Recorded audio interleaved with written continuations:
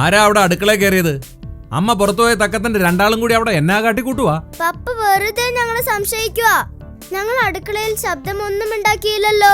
അത് തന്നെയാടി ഈ കാര്യം. നിന്റെ ഒന്നും ശബ്ദം കേൾക്കാനില്ല. അതുകൊണ്ടാ എനിക്ക് സംശയം തോന്നിയേ. വേഗം മക്കൾ അടുക്കളയിൽ നിന്ന് ഇറങ്ങിയേ. ഈ പപ്പയെ കൊണ്ട് തോറ്റു.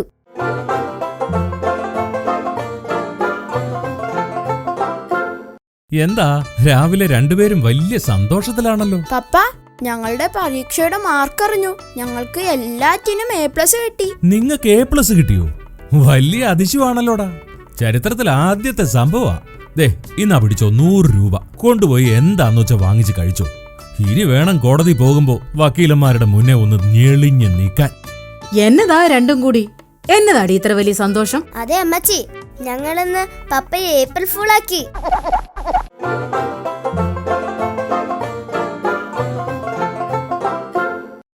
ബോബാ, മോളി, എന്റെ പോക്കറ്റിൽ കിടന്ന 50 രൂപ എടുത്തായിരുന്നോടാ?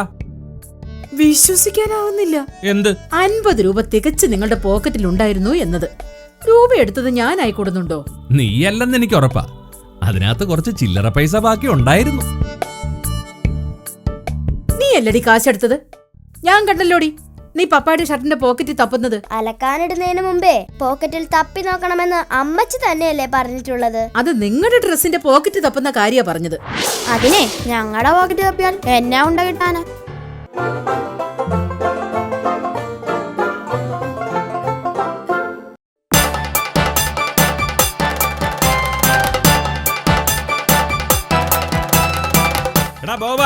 നീ എന്തിനാ പാവം മുത്തശ്ശിയെ മുറ്റത്തിട്ട് ഓടിക്കുന്നത്? പരീക്ഷയുടെ തലേന്ന് പഴയതൊക്കെ ഒന്ന് ഓടിച്ചു നോക്കണമെന്ന് ടീച്ചർ പറഞ്ഞായിരുന്നു.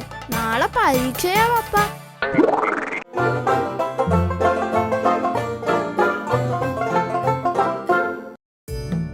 നിങ്ങൾ അറിഞ്ഞില്ലേ ആ മാളിക വീട്ടിലെ മാധവൻ സാറ് ഇന്ന് വെളുപ്പിനെ മരിച്ചുപോയെന്ന്? അത് ഞാൻ അറിഞ്ഞടി. ഞാൻ അവിടെ മരണ വീട്ടിൽ പോവുകയും ചെയ്തു. അതെയോ? നന്നായി. നല്ലൊരു മനുഷ്യനായിരുന്നു. വലിയ സ്വത്തുകാരനായിരുന്നാ കേക്കുന്നേ. ഓ, അങ്ങനെയാവാൻ വഴിയില്ല. അങ്ങേരുടെ മക്കള് തമ്മില് ഇപ്പോഴും പരസ്പരം കണ്ടാ മിണ്ടുന്നുണ്ടല്ലോ.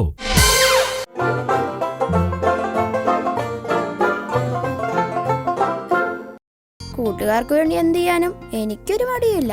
ഇനിയിപ്പോ നിനക്ക് കുറച്ച് കാശിനാവശ്യം വന്നെന്ന് വെച്ചോ, എന്നോട് വന്ന് കാശ് ചോദിക്കാൻ നീ ഒരു മടിയും കാട്ടണ്ട.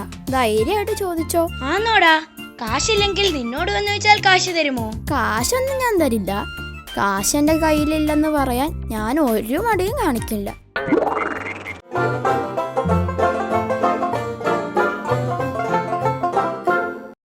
പപ്പ, ഞാനിന്ന് പപ്പായ്ക്ക് 1000 രൂപ നേടി തന്നിട്ടുണ്ട്. ആഹാ, അത് കൊള്ളാവല്ലോ.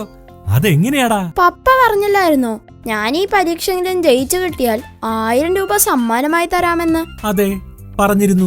എന്നാ കേട്ടോളൂ, പപ്പയുടെ 1000 രൂപ പോയിട്ടില്ല. സന്തോഷമായില്ലേ?